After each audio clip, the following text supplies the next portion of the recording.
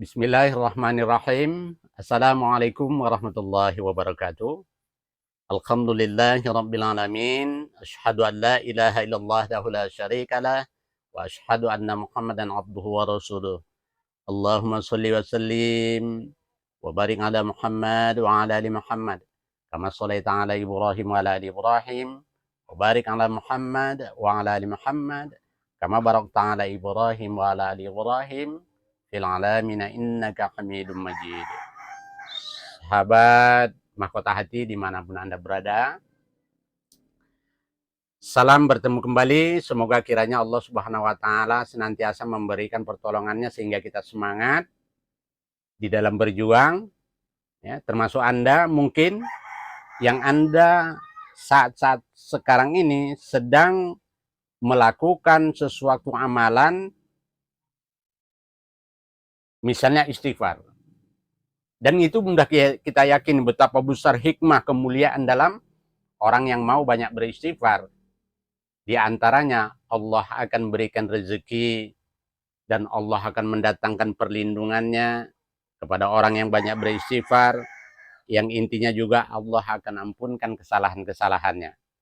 Baik saudaraku, tapi kali ini saya katakan bahwasanya bukan karena kurang yakinnya Anda sehingga yang selama ini Anda sudah banyak beristighfar, bahkan hitungan per hari mungkin sampai mencapai 500 kali, bahkan 1000, mungkin ada yang lebih, tapi belum Anda rasakan buah hasil dari amalan itu.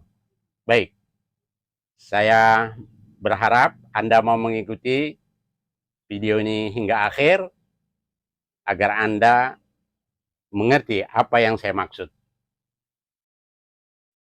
Yang pertama sekali perlu untuk kita lakukan, ini yang pertama sekali, yang perlu kita lakukan adalah kita kan beristighfar, kita tahu tujuan istighfar itu bahwasanya kita mohon ampun kepada Allah Subhanahu wa Ta'ala, dan itu memang sudah menjadi suatu kemelekatan bagi kita, keimanan yang ada sama kita. Itu sangat bagus. Kemudian Anda merupakan seorang yang memang menginginkan sesuatu itu agar tercapai. Sesuatu itu agar Anda dapat. Sesuatu itu agar Anda raih. Tapi cobalah, ada 3 hal dalam kesempatan ini untuk mengoreksi diri kita, gitu ya. Koreksi juga diri Anda. Bahwasanya seistiqomah mana selama ini Anda lakukan amal itu.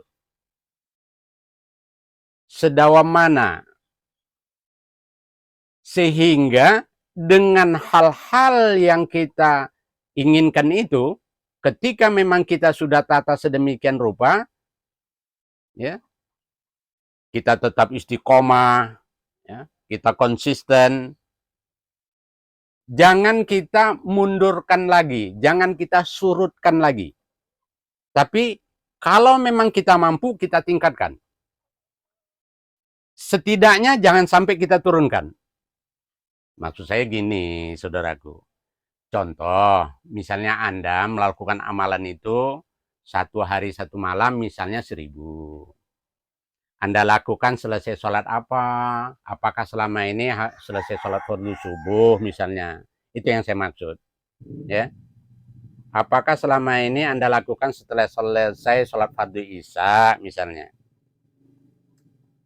Ketika memang itu sudah menjadi satu keinginan kita untuk kita tetapkan, kita istiqomah, itu maksudnya. Kalaulah memang kita lakukan 1 hari itu misalnya jumlah 500 atau 1000 misalnya, dan kita laksanakan itu pada waktu selesai sholat fardu subuh misalnya, atau sebelumnya, ya di waktu itu kita istiqomah. Di jumlah itu kita beristiqomah. Itu maksudnya. Itu akan membuahkan hasil berbeda ketika kita sendiri tidak mengistiqomahkan dari waktu dan jumlah. Itu yang pertama. Kemudian yang kedua, saudaraku, sebesar mana keinginan Anda untuk memperoleh apa yang Anda cita-citakan itu? Sebesar mana? Ketika itu pun tidak kita tetapkan keinginan kita itu, sebesar apa sih keinginan kita itu? Karena itu sangat erat kaitannya dengan ikhtiar kita. Yakin, semakin itu kita rasakan besar sekali harapan kita akan kita peroleh, maka itu kaitannya kepada sejauh mana pula kita untuk bersungguh-sungguh. Tapi kalau ini naik turun, maka yang akan kita peroleh pun nanti, ya wallahu alam, boleh jadi akan naik turun. Boleh jadi dia datang, boleh jadi tidak.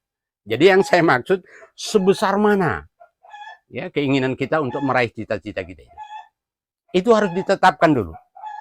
Harus kita perkuat bahwasanya benar aku sangat menginginkan akan memperoleh itu. Maka tegak kita di atasnya. Dalam arti ya kita bersungguh-sungguh betul. Jadi sehingga nanti akan kita merasakan betapa akan dorongan hati kita itu untuk memperkuat keinginan kita itu seiring dengan kesungguh-sungguhan kita di dalam poin yang pertama, yaitu istiqomah. Yang terakhir, bahwasanya ketika kita memang sudah melakukan poin yang pertama, poin yang kedua, cobalah kita tetapkan.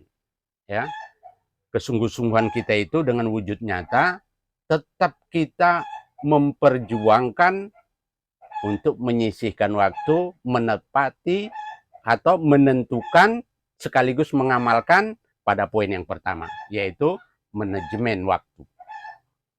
Ketika memang manajemen waktu ini memang sudah kita terapkan dan kita tetapkan, dia akan menjadi suatu kelonggaran sedikit bagi jiwa kita. Maksudnya tidak menjadi suatu beban.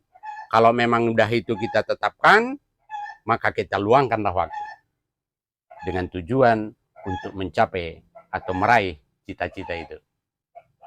Hal ini sudah banyak yang menjadi kebuktian, ya, pembuktian baik secara bisa kita lihat bagaimana orang-orang yang sukses, bagaimana orang-orang yang berhasil dengan keistiqomahannya, dan dia memang bagus mengemas daripada manajemen waktu itu sendiri.